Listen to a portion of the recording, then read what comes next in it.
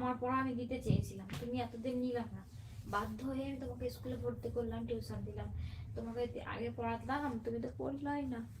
অনেক চেষ্টা করলাম আমি সবাইকে, অনেক অনেক অনেক ভালোবাসা দিয়েছি, কিন্তু কারো কাছ থেকে পেলাম না কিছু।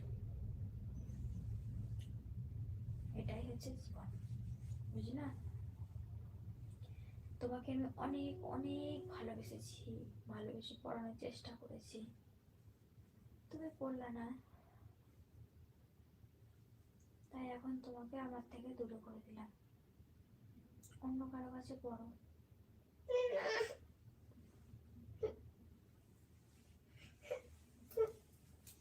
ঠিক আছে, আমার কাছেই পড়বা।